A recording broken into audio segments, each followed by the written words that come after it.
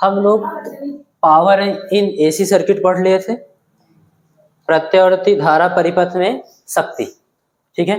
कितना आया था? तो आपने कहा P bar is equal to BRMS into IRMS into cos। बेटा RMS का मतलब बताना। रूट मीन स्क्वायर, ठीक। तो ध्यान देना, B इंटू आई, वैसे जनरली हम लोग देखते हैं जो P की वैल्यू होती है V इंटू आई के बराबर होती है। यहाँ पर बराबर करने के लिए एक गुणांक आया है बेटा, cos फाई। BRMS IRMS का गुणनफल जो है उसमें जब cos फाई का गुणा करोगे तब P बार के बराबर होगा, इसलिए इसको हम लोग क्या बोलते थे? शक्ति गुणांक। क्या बोलते थे बेटा? शक्ति गुणांक। अच्छा, आपसे न्यूमेरिकल में शक्ति गुणांक पूछता है, नहीं cos फाई की वैल्यू। अब देखो, अगर आपको फाई पता होगा तभी तो आप बता पाओगे cos फाई की वैल्यू, लेकिन मान लो एग्जाम में नहीं दिया फाई की वैल्यू, तो भी तरीका है, दूसरा तरीका है पता करने का, वो हम लोग पढ़ लेते हैं, ठीक है ना। तो समझना, आप हेडिंग बना लेना, पावर फैक्टर।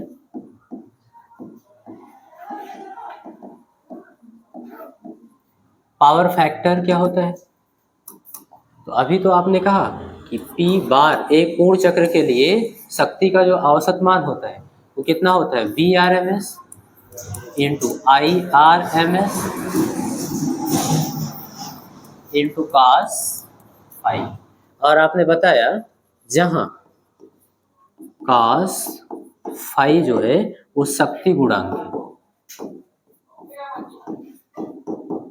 यानी cos फाई ज्ञात करना है, ठीक है।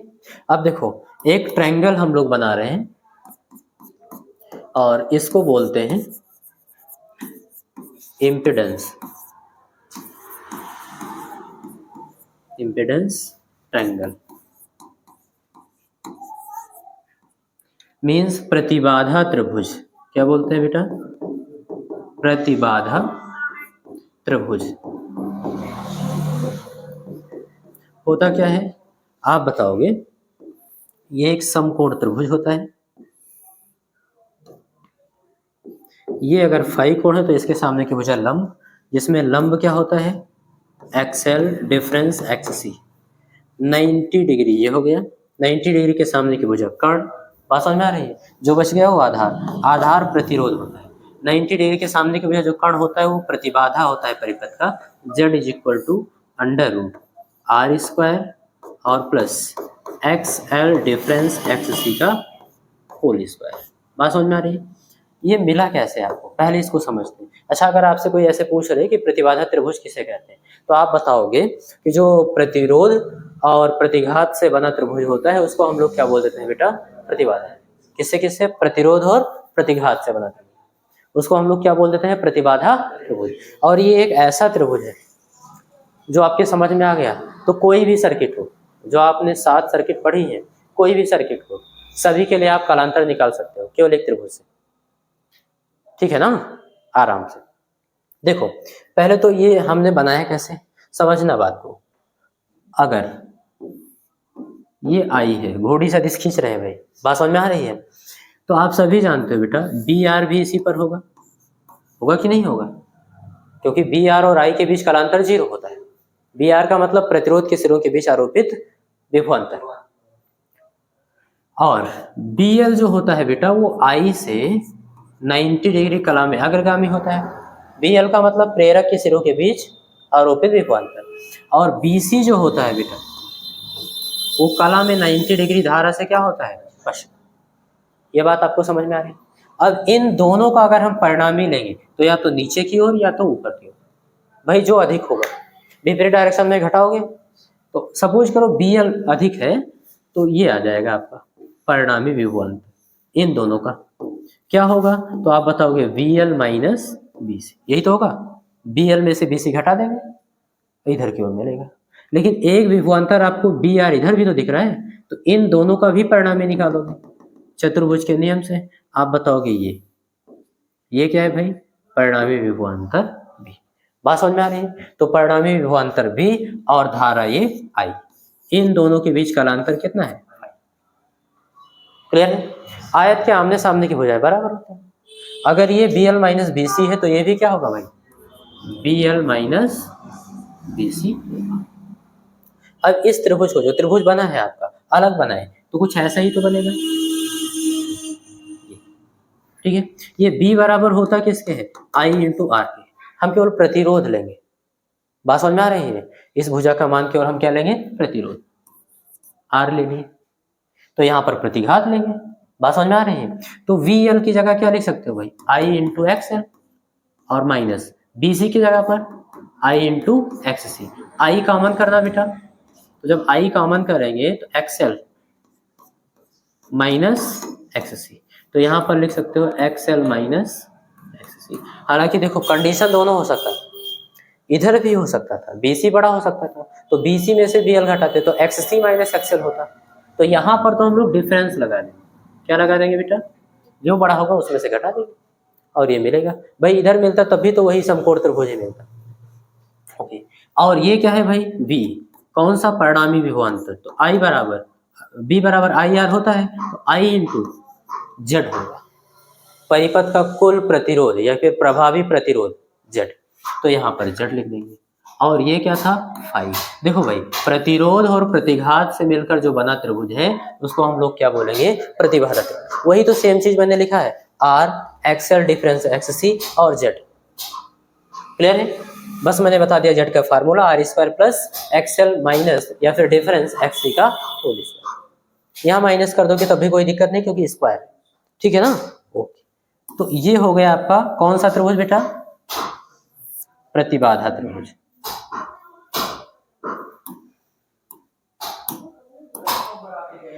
अब देखो इससे हम लोग cos फाई निकाल सकते हैं आराम से, बताओ निकाल सकते हैं कि नहीं?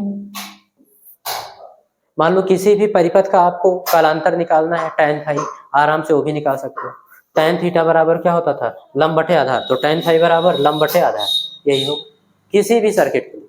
भाई मान लो यल नहीं है तो XL 0 रख देना, XC बाई R हो जाएगा, बात समझ में आ रही है? ये चीज ऐसे निकालना, लेकिन अभी हमको क्या चाहिए, पावर फैक्टर चाहिए और कालांतर नहीं पता है। तो देखना इस ट्रायंगल में अगर हम लिखें cos फाई बराबर, तो cos फाई बराबर क्या होगा, आधार बटे कर्ण, तो न्यून कोण फाई के सामने की भुजा क्या होगा, लंब, ये क्या है बेटा, और 90 डिग्री के सामने की भुजा ये कर्ण हो गया। जो बच गया वो तो आधार बटे कर्ण यानी R by Z, R by, बस यही याद रखना, पावर फैक्टर किसी के लिए भी आराम से बता सकते हो, ठीक है। तो पावर फैक्टर आप समझ लिए। अब आप में एक कॉन्सेप्ट आता है बेटा, कहाँ चला गया, अच्छा वाटहीन धारा, हाँ क्या पढ़ेंगे बेटा, देखो ये चीज शक्ति गुणांक हो गया आपका, ये फर्स्ट बैच को पढ़ाए थे। अब हम लोग पढ़ने वाले हैं वाटहीन धारा, इसको नए पेज पर बढ़िया से समझ लेते हैं। क्या होता है वाटलेस करंट,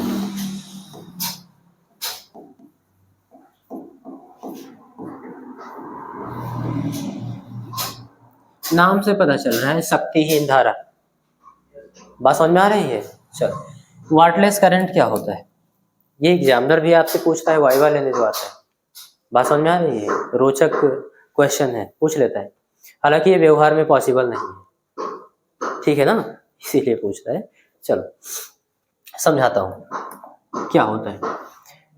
आप सपोज करिए वाटलेस यानी कि P का मान 0 हो जाए, औसत शक्ति क्षय क्या हो जाए, 0 हो जाए।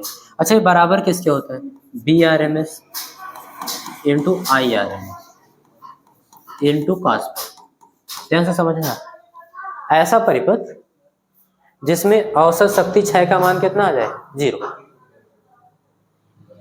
और करंट फ्लो हो रहा हो, तो उस करंट को हम लोग क्या बोलेंगे, वाटलेस करंट। इसका मतलब हुआ ये दोनों तो 0 हो नहीं सकता, ये दोनों तो 0, बचा क्या, cos फाई, इसी को 0 करना है। ये 0 कब हो सकता है भाई, जब फाई का मान 90 डिग्री हो, फाई का मान कितना हो, 90 डिग्री हो, तब ये 0 हो जाएगा, क्लियर है? अच्छा ये कालांतर है भाई, बात समझ में आ रही है? तो कालांतर अभी तक आपको क्या मिला है, 90 डिग्री ही तो मिला है, तो वही चीज आप सोचेंगे। तो 90 डिग्री अगर हो जाए फाई का मान, तो cos 90 डिग्री की वैल्यू कितना हो जाएगा? 0 हो जाएगा। और जैसे ही 0 होगा गुणा कराएंगे तो P बार कितना आ जाएगा? 0। और इस समय परिपथ में जो धारा बहेगी उसे वाटलेस करंट बोले। अब आप सोचिए कौन सी ऐसी सर्किट होगी जिसमें वोल्टेज V और धारा I के बीच कालांतर कितना हो? 90 डिग्री। कौन कौन सी सर्किट अभी तक आपने पढ़ी है ऐसा कि कालांतर 90 डिग्री? ध्यान से समझना। आप बता दो, जब परिपथ में केवल प्रेरकत्व, क्या हो बेटा? केवल प्रेरकत्व यल हो। अगर केवल प्रेरकत्व है तो ये I होगा, और धारा से 90 डिग्री क्या होगा? इसका विभवांतर अग्रगामी होगा। बताओ भाई, धारा और क्या नाम है, धारा और विभवांतर के बीच कालांतर कितना है? 90 डिग्री। इस दशा में cos 90 लिखोगे और cos 90 की वैल्यू 0 होगी, तो P बार कितना आ जाएगा? 0। बात समझ में आ रही है? अच्छा, दूसरा ऑप्शन आपके पास, यदि परिपथ में केवल और केवल धारिता हो, तो धारिता के प्लेटों के बीच विभवांतर BC धारा से 90 डिग्री क्या होता है? पश्चिमाभिमुख। अब भी कालांतर कितना है? 90 डिग्री। कोई डाउट? दो सर्किट मिल गया। एक तीसरा सर्किट, L और C दोनों हो जाए भाई, तो धारा ये होगा। बात समझ में आ रही है? और BL जो है वो 90 डिग्री क्या होगा? अग्रगामी।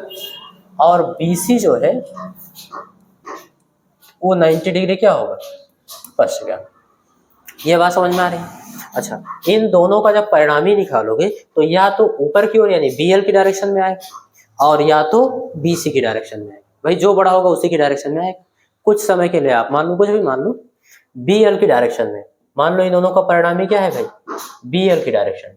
ठीक है, इन दोनों को हटाओ तो भैया परिणामी विभवांतर ये हुआ और धारा आपका ये हुआ। इन दोनों के बीच का कालांतर कितना है? 90। तो 3 सर्किट आपको मिल गए, लेकिन प्रतिरोध नहीं होना चाहिए परिपथ में, R। अगर वो हुआ तो यहाँ पर BR भी होगा। क्या होगा भाई? और अगर BR हुआ, बात समझ में आ रही है, तो इन दोनों का परिणामी निकालोगे, कुछ ये आएगा B। फिर इनके बीच कालांतर 90 नहीं होगा। बात समझ में आ रही है? तो याद रखना है, कुछ भी हो सर्किट में R ना हो। तो 3 स्थितियां बन गई। कौन कौन सी भाई? L हो केवल, या फिर केवल C हो, या फिर L और C दोनों। तो इस दशा में P कितना होगा? P बार कितना होगा? 0 होगा। और परिपथ में धारा तो बहेगी, और अगर परिपथ में धारा बह रही तो उस धारा को हम लोग क्या बोलेंगे? Wattless current. तो बस आपको यही चीज समझना था कि भैया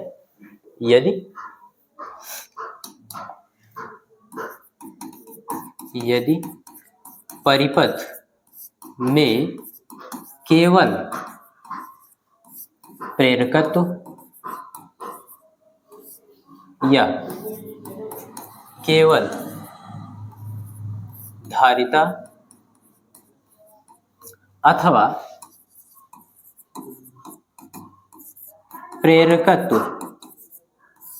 व धारिता दोनों हो, क्या हो बेटा? परंतु R क्या होगा भाई? 0 होगा। परिपथ में प्रतिरोध का मान क्या होना चाहिए? 0 होना चाहिए। ये नहीं होना चाहिए। बात क्लियर है? ठीक है। और अगर ऐसा है तब आप कह सकते हो, अतः परिपथ में कालांतर कितना होगा? धारा और वोल्टता के बीच 90 डिग्री। ये तो समझा दिए ना?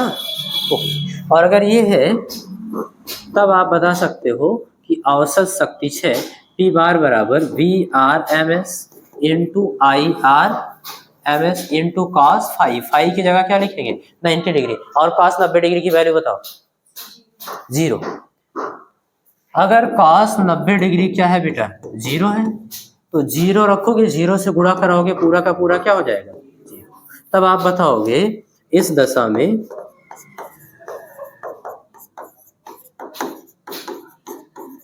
परिपथ में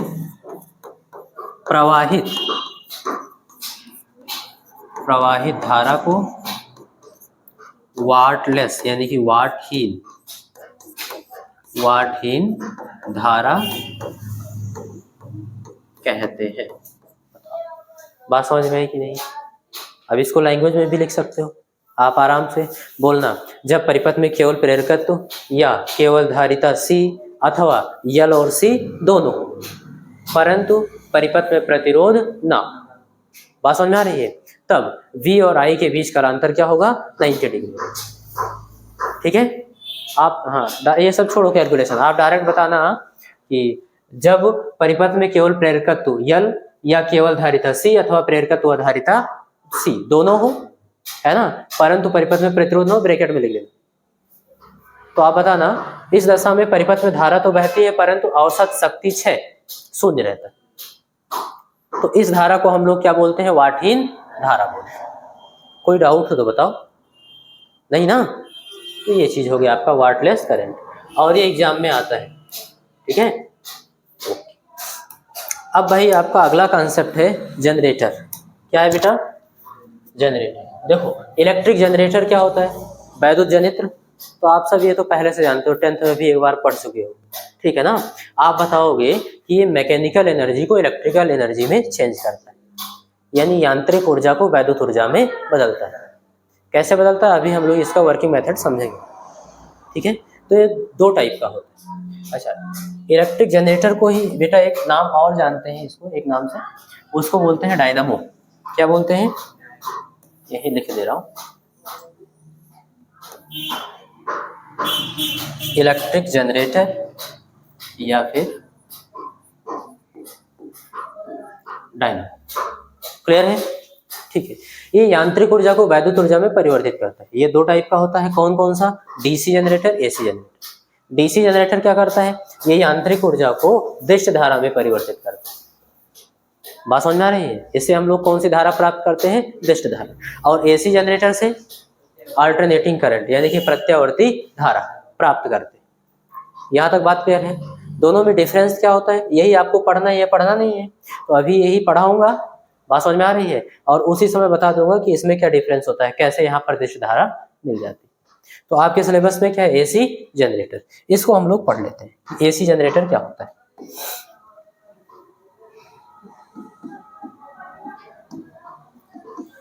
यहीं पर मिटा देते हैं।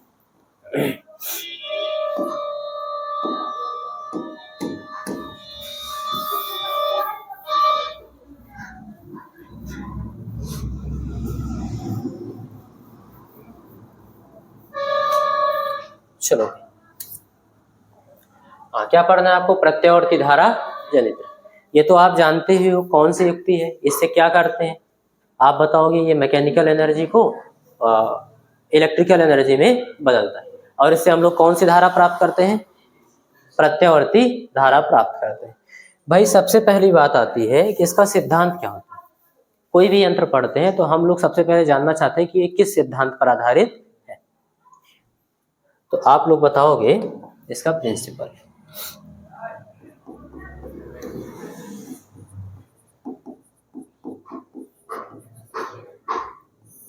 यानी कि सिद्धांत बताना। यह फैराडे के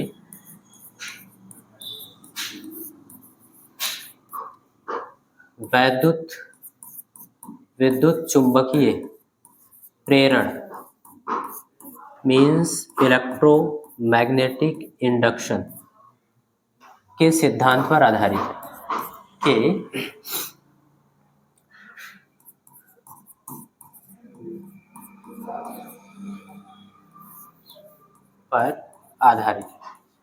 चलो बेटा इतना बताओ, समझ में आ रहा है ये किसके सिद्धांत पर आधारित है, हाँ, इलेक्ट्रोमैग्नेटिक इंडक्शन के सिद्धांत पर आधारित है। और ये थियरी आप भली भांति जानते हो। कोई डाउट हो किसी को तो अभी आप पूछ लो, नहीं ना, अभी मैं आप लोगों से पूछता हूँ। ठीक है, ये प्रिंसिपल हो गया इसका भाई। इसके बाद हम लोग समझते हैं कंस्ट्रक्शन क्या होता है, संरचना क्या होती है, कैसे बना होता है, और कौन कौन से अवयव इसमें लगे होते हैं, सबका काम क्या होता है। बात समझ में आ रही। फिर लास्ट में हम लोग क्रिया विधि देख लेते हैं। चलो समझना, कंस्ट्रक्शन देखते हैं बेटा।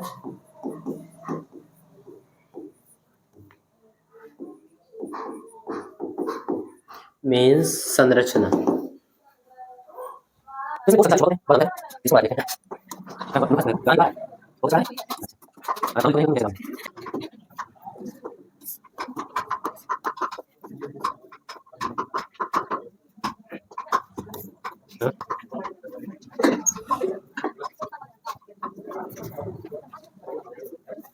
ओके चलो सब बढ़िया ठीक है कौन सा ठीक है और इसी के साथ चेंज होगा ऐसे बना लें एक हफ्ते बस सॉरी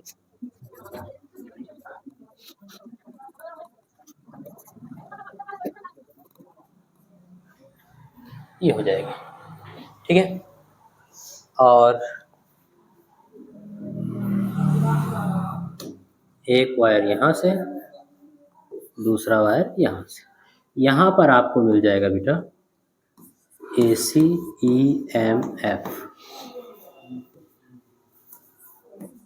प्रत्यावर्ती विभवांतर या फिर इलेक्ट्रोमोटिव फोर्स है ना विद्युत वाहक बल समझना भाई पूरा चीज बढ़िया से एकदम ये संरचना है संरचना में क्या क्या चीज है तो इसमें 3 मुख्य चीज है वो मैं समझा दे रहा हूं इधर लिख दूं उधर लिख दूं चलो इधर ही लिख दे रहा हूं समझना भाई संरचना में पहला चीज आप बताओगे फील्ड मैग्नेट जिसको हम लोग बोलते हैं क्षेत्र चुंबक क्या बोलते हैं बेटा दूसरा आपका है बेटा आर्मेचर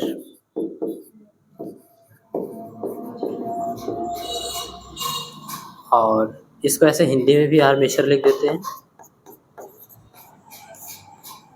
और तीसरा आपका है बेटा स्लिप रिंग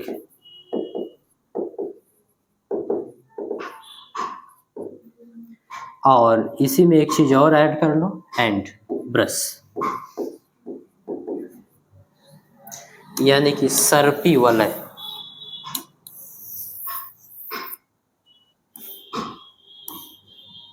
बेटा हिंदी में क्या बोलेंगे इसको सर्पी वलय और ब्रूस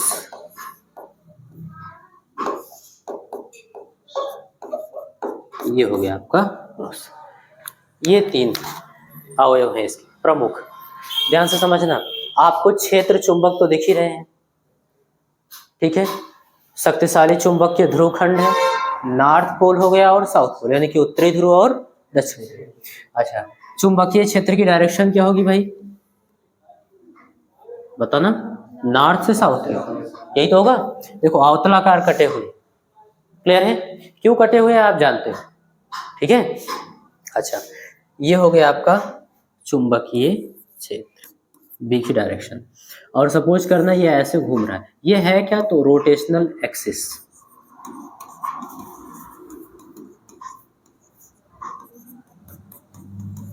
घूर्णन अक्ष या फिर इसी को धुरी बोलते हैं बात समझ में आ रही है जिस पर वो घूमता है इसी पर ऐसे घूमेगा ओके अगर ये बन जाए तो और बेहतर इसको थोड़ा बना दिया जाए कैसे करके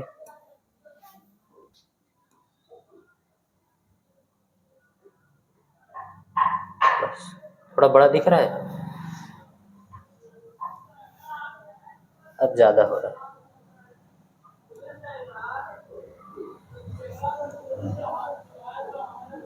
चलो बात समझ में आ रही है ओके एक एक चीज समझना तो क्षेत्र चुंबक आपको समझ में आ रहा है हाँ चुंबक के एक ध्रुवखंड होगा नॉर्थ और एक साउथ पोल शक्तिशाली चुंबक होगा जिससे शक्तिशाली चुंबकीय क्षेत्र जनरेट हो पाए अवतलाकार काटा गया है त्रिज्य चुंबकीय क्षेत्र होगा तो और बेहतर होगा बात समझ में आ रही है ओके अब देखो दूसरा चीज क्या है आर्मेचर आर्मेचर बेटा इस कुंडली को बोलते हैं है ना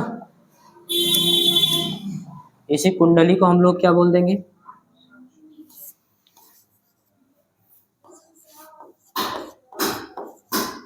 ये जो आपको कुंडली दिख रही है इसी को हम लोग आर्मेचर बोलते हैं भाई कुंडली की विशेषता क्या होती है ये एक नरम लोहे के क्रोड पर बहुत सारी संख्या में इधर ध्यान दो बेटा है ना, बहुत सारी संख्या में इसके फेरे होते हैं, आयताकार कुंडली हो गई।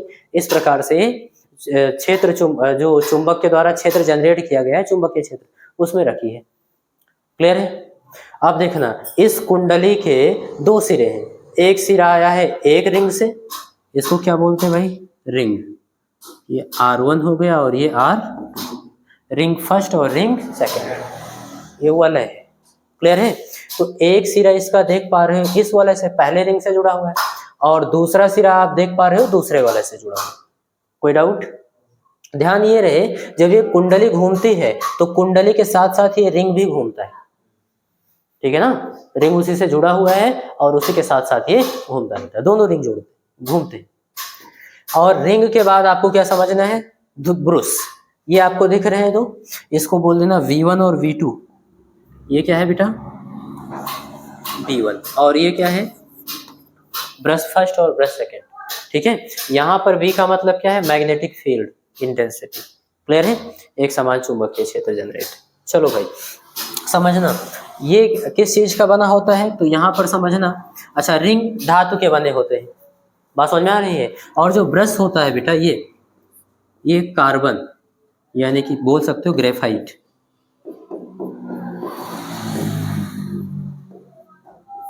तो ये कार्बन ब्रश होता है बेटा, बात समझ में आ रही है।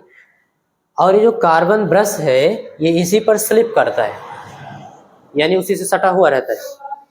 ये जो छल्ला आपको दिख रहा है, वाला दिख रहा है, वाला घूमता रहता है और उसी पर ये क्या रहता है, ऐसे टच रहता है, यानी कि घर्षण करता है, खिंचता रहता है। क्लियर है ना? हाँ। और इस ब्रश से दो कनेक्टिंग वायर जुड़ा रहता है बाह्य परिपथ को जोड़ने के लिए, और यहाँ से हमको AC EMF यानी कि प्रेरित जो अल्टरनेटिंग करंट होता है, वो प्रत्यावर्ती, इसको क्या बोलते हैं, EMF को इलेक्ट्रोमोटिव फोर्स, यानी कि विद्युत वाहक बल, तो प्रत्यावर्ती विद्युत वाहक बल आपको मिलता है। बात समझ में आ गई?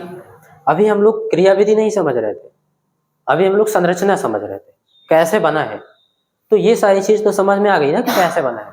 अभी किसका क्या काम होता है सारी चीज हम बताएंगे, ठीक है। बस एक प्रश्न आप पूछ सकते हो, सर ये कार्बन का क्यों लगा होता है, V1 और V2, जो ब्रश फर्स्ट और सेकंड है कार्बन का ही क्यों लगाया जाता है, कोई और चीज लगाते हैं? तो आप बताओगे, सबसे पहली चीज तो ये मुलायम होता है, सॉफ्ट। बात समझ में आ रही है? तो ये इसी पर ऐसे फिसलता तो है, तो कम घिसता है, अगर कोई और चीज लगाते तो ज्यादा घिसता। क्लियर है? दूसरी चीज, ये विद्युत का कंडक्टर भी है। बात समझ में आ रही है? तीसरी चीज, जब ये इस पर घिसता है यानी कि सरकता है, तो जो इसके बारीक पार्टिकल होते हैं, छोटे छोटे कण, वो छोड़ता है बीच में, तो जो संपर्क सतह है किसका, वलय का यानी कि रिंग का, और इसका क्या नाम है, ब्रश का, उनके बीच में उसके छोटे छोटे पार्टिकल आ जाते हैं, जो एक प्राकृतिक स्नेहक का काम करते हैं। बात समझ में आ रही है? स्नेहक तो सुना होगा आप लोगों ने, घर्षण को कम करने के लिए यूज किया जाता है किसी भी चीज में। भाई आप साइकिल से आते हो, साइकिल के पुर्जों में जहाँ पे घर्षण होता है वहां पे देखो ग्रीस लगा देते हैं या फिर एक आयल डाल देते हैं, तो उसको बोलते हैं स्नेहक। बात समझ में आ रही है? हाँ, वो घर्षण को कम करता है, तो यहाँ पर कम करने का वो काम करेगा, इसलिए ग्रेफाइट लगाते हैं यानी कि कार्बन लगाते हैं। कोई डाउट नहीं ना? तो आपको क्या क्या समझ में आया, इसका प्रिंसिपल समझ में आ गया। भाई विद्युत चुंबकीय प्रेरण के सिद्धांत पर आधारित होता है, वो आपको बेहतर ढंग से पता है, बताने की जरूरत नहीं है। दूसरी चीज, इसका कंस्ट्रक्शन कैसे होता है, तो कुछ इस तरीके से होता है। दो क्षेत्र चुंबक होते हैं, ध्रुवखंड होते हैं।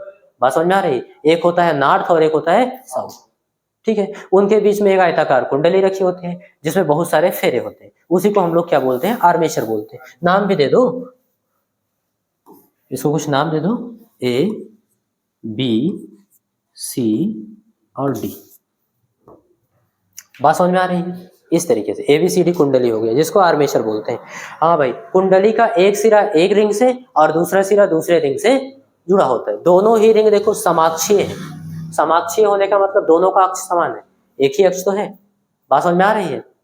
इस तरीके से तो दोनों से जुड़ा होता है इस प्रकार से। ओके, अब ये कुंडली घूमता है तो रिंग भी घूमता है, और रिंग से सटा हुआ दो ब्रश होते हैं, ब्रुश B1 और B2 किसके, कार्बन के, और उनसे कनेक्टिंग वायर हम लोग जोड़ के रखते हैं जो संबंधक तार होते हैं, और वहां से बाह्य परिपथ को हम लोग धारा पहुंचाते हैं।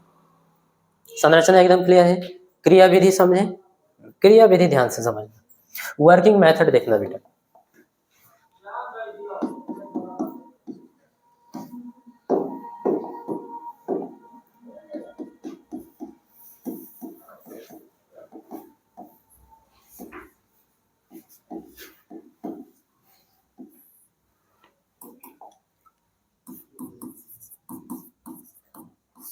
क्रिया विधि या कार्य विधि कैसे होता है? बहुत ही आसान है भाई, इसको आप सब जानते हो, पढ़ चुके हो। प्रेरण के विद्युत चुंबकीय प्रेरण के वो फैराडे के विद्युत चुंबकीय प्रेरण के सिद्धांत। होता क्या है, जब कुंडली को आप घुमाते हो इस एक्सिस पे, बात समझ में आ रही, चाहे दक्षिणावर्त घुमाओ चाहे वामावर्त घुमाओ, उसे मतलब नहीं। जब घुमाते हो तो कुंडली से बद्ध फ्लक्स के मान में परिवर्तन होता है, बात समझ में आ रही। तो इस चीज को लिखो। पहली चीज, जब कुंडली, कुंडली का मतलब आर्मेचर, बात समझ में आ रही है। जब कुंडली क्षेत्र में, क्षेत्र का मतलब समझ में आ रहा है, चुंबकीय क्षेत्र है ना। तो जब कुंडली क्षेत्र में घूमती है तो उससे बद्ध फ्लक्स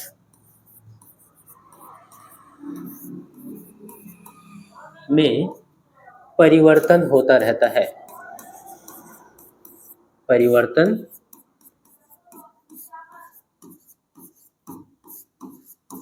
होता रहता है। और अगर ऐसा है तो फैराडे के विद्युत चुंबकीय प्रेरण के सिद्धांत से, अगर फ्लक्स में परिवर्तन हो रहा है तो फ्लक्स परिवर्तन की जो दर होती है वो उत्पन्न प्रेरित विद्युत वाहक बल के बराबर होती है, और जिसको हम लोग प्रूफ कर चुके हैं, किसके बराबर होता है, ई नॉट साइन ओमेगा टी, इसी के तो बराबर होता है। तो आप बताओगे परिवर्तन होता रहता है जिससे कुंडली में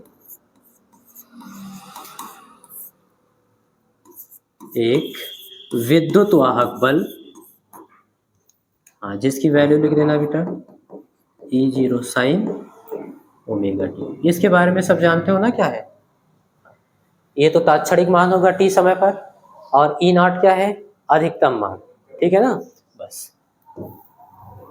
हाँ भाई, तो आप बताओगे जब कुंडली क्षेत्र में घूमती है तो उससे बद्ध फ्लक्स में परिवर्तन होता रहता है, जिससे कुंडली में एक ईएमएफ उत्पन्न हो जाता है और प्रेरित होता है, वो भी पूरा लिख दो, प्रेरित विद्युत वाहक बल उत्पन्न होता है।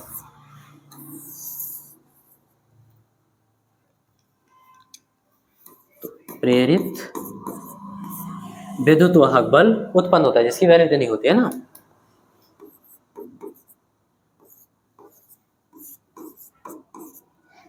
हो जाता है, ठीक है। इधर देखना, फलस्वरूप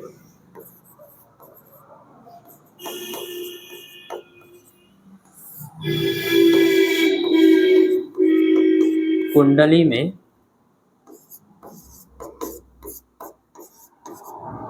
प्रेरित धारा I बराबर I0 साइन ओमेगा टी। भाई इसका भी तो मान टाइम के अनुसार बदलता रहता है, बात समझ में आ रही है। तो ऐसे लिख के दिखा देंगे यहाँ पर, फलस्वरूप कुंडली में प्रेरित धारा बहने लगती है।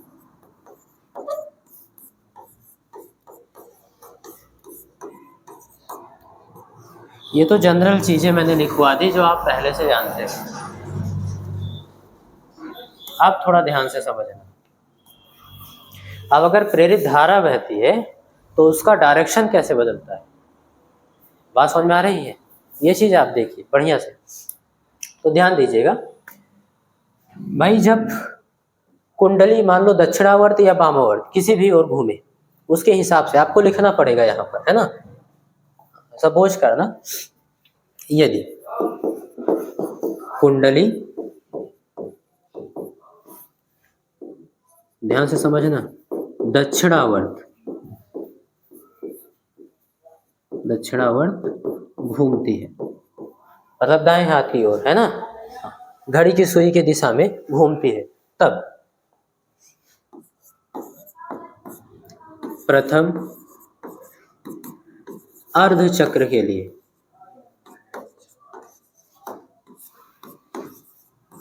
प्रथम और द्वितीय के लिए समझा दे रहा हूं, बार बार फिर वही होगा, प्रथम अर्ध चक्र के लिए, ध्यान से देखना, प्रथम अर्ध चक्र के लिए धारा का मार्ग,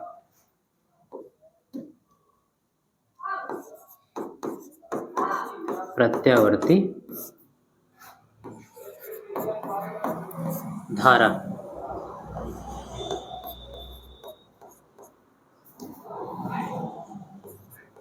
का पथ। चलो भाई इसमें देखो बढ़िया से, ये आपका कुंडली है भाई, बात समझ में आ रही है, और ये कुंडली अभी घूमेगी कैसे, दक्षिणावर्त ऐसे, क्लियर है। और इसमें धारा का पथ आप देखना किधर की ओर, तो प्रेरित धारा की दिशा ज्ञात करने के लिए हम लोग को फ्लेमिंग ने एक नियम दिया है, दाहिने हाथ का नियम, ठीक है। और आप बताओगे यदि हम अपने दाहिने हाथ की 3 उंगलियों को, कौन कौन, अंगूठा, तर्जनी और माध्यमा को इस प्रकार से फैलाएं कि तीनों परस्पर लंबवत रहे, क्लियर है।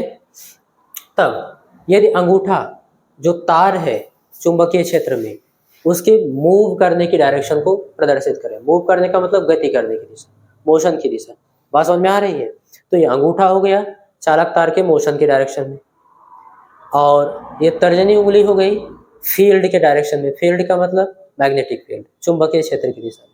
तो जो बीच वाली उंगली है बेटा, वो करंट के फ्लो की डायरेक्शन को बताएगी, कौन सी धारा को, वास्तविक धारा को नहीं, प्रेरित धारा, जो कुंडली में प्रेरित धारा उत्पन्न हुई है। तो आप आराम से देखिए, अगर ये कुंडली इधर की ओर घूम रही है, इसका मतलब है AB जो आपको तार दिख रहा है, AB तार वो बाहर की ओर आ रहा है, अभी यही तो हो रहा है।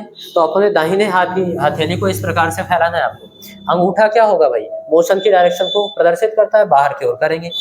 तर्जनी उंगली चुंबकीय क्षेत्र की दिशा, ऐसे कर देंगे। देखो अंगूठा किधर की ओर है, बाहर की ओर, और तर्जनी उंगली चुंबकीय क्षेत्र की, नॉर्थ टू साउथ की ओर, यही तो है। बीच वाली उंगली किधर की ओर है बेटा, A से B की ओर, किधर की ओर बेटा, A से B की ओर। तो प्रथम अर्ध चक्र के दौरान इसमें धारा जो बहेगा वो इधर की ओर बहेगा, A to B, इधर की ओर बेटा। अब जब इधर की ओर है तो बाकी इधर पता ही चल गया, C से D, ऐसे ही तो देख भी लो भाई, ये अंदर जाएगा, ये किधर की ओर जाएगा, तो आप मोशन की डायरेक्शन करेंगे ऐसे, अंगूठा नीचे की ओर, ठीक है। और ये तर्जनी उंगली चुंबकीय क्षेत्र की दिशा में, बीच वाली उंगली देखो C से D की ओर है कि नहीं है, तो इधर की ओर। तो ऐसे परिपथ में धारा बहेगा। प्रथम अर्ध चक्र का मतलब 180 डिग्री जब तक नहीं घूम, ऐसे घूम गया तो प्रथम अर्ध चक्र हो गया। तो यहां तक तो धारा इस डायरेक्शन में बहेगा। अब उसके बाद देखो, तो आप वहां पर धारा का पथ कैसे लिखोगे, ABCD, क्या लिखोगे बेटा, हाँ, तो धारा का जो पथ होगा वो ABCD के अनुदिश, के अनुदिश। ये बात समझ में है कि नहीं, कोई डाउट। अब देखो भाई द्वितीय अर्ध चक्र देखना बेटा,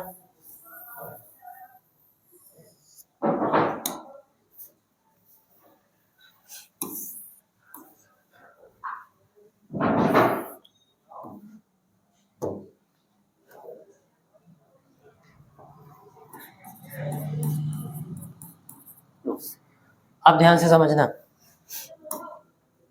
प्रथम अर्ध चक्र तो ये हो गया भाई।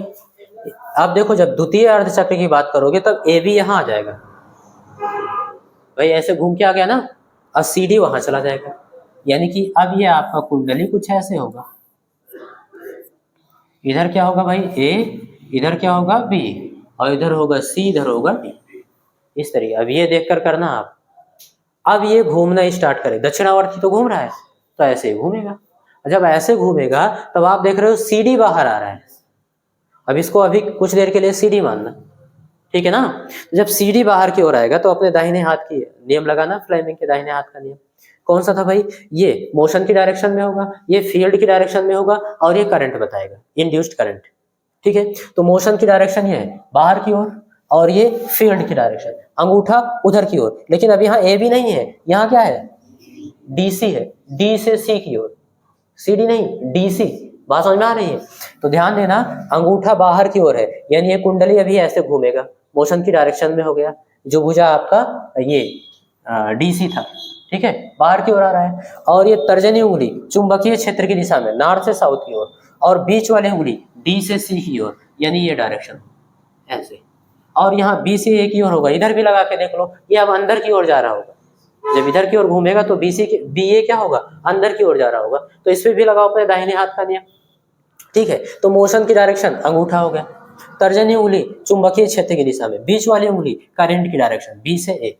तो डायरेक्शन देखना डी सी बी ए, क्या लिखोगे बेटा, तो डी सी वी ए की अनुदिश। तो देखो प्रत्येक अर्ध चक्र के बाद धारा की डायरेक्शन बदल जा रही है, विद्युत वाहक बल की भी डायरेक्शन बदल जा रही है। तो ये प्रत्यावर्ती हुआ कि नहीं हुआ, अब परिमाण तो बदलेगा ही भाई। देखो धारा और वोल्टेज का भी और धारा का भी परिमाण समय के अनुसार बदलेगा, जैसे जैसे समय बदलेगा। समय का मतलब ओमेगा टी लिखा है ना, ये ओमेगा टी कोण है, थीटा के बराबर होगा। यानी कि जैसे जैसे कोण बदलेगा, वैसे ऐसे घुमाओगे तो कोण बदलेगा, कोण बदलेगा तो धारा का मान भी बदलेगा। ये बात समझ में आ रही है। तो परिमाण भी बदल रहा है और दिशा भी। देखो अर्ध चक्र के दौरान एक डायरेक्शन में और दूसरे अर्ध चक्र के दौरान दूसरे डायरेक्शन में होगा धारा का। क्लियर है। तो परिमाण और दिशा दोनों बदल रहा है, इसलिए क्या होगा, प्रत्यावर्ती धारा आपको यहाँ से प्राप्त होगा। किसी बच्चे को कोई डाउट हो तो वर्किंग मेथड आप पूछ लो, बाकी संरचना तो आराम से समझ में आ ही रहा होगा। किसी भी चीज में कोई डाउट हो तो आप आराम से पूछ लो, चाहे संरचना में चाहे उसमें। नहीं याद रखना, सिद्धांत याद रखना, संरचना तो आपको याद ही है ना। वर्किंग मेथड में एक ही चीज आपको दिक्कत दे सकता है, डायरेक्शन। डायरेक्शन कहाँ से आप लिख रहे हो भाई, आप बता देना भाई। डायरेक्शन जो हम लोग लिख रहे हैं वो फ्लेमिंग के दाएं हाथ से के नियम से। कहाँ से बेटा,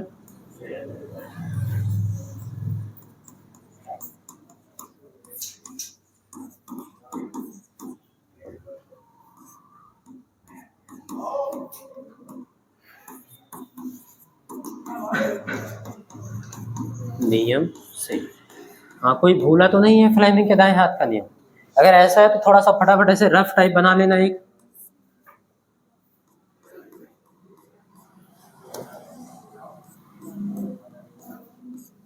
ये तर्जनी उंगली हो गई आपकी, और यहाँ पर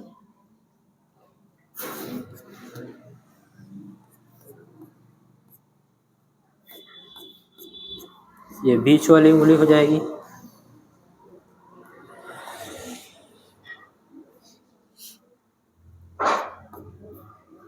और एक उंगली ये,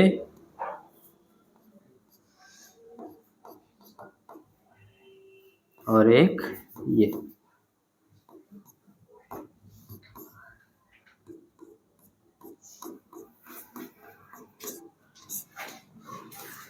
लो भाई ये बात समझ में आ रही है।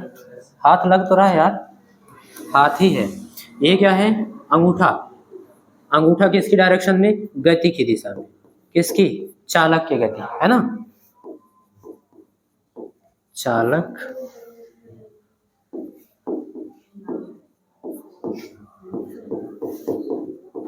गति की दिशा, और अंगूठा फील्ड मीन्स क्षेत्र, चुंबकीय क्षेत्र की दिशा में। और ये बेटा प्रेरित धारा, किसकी डायरेक्शन में, धारा की दिशा को बताएगी।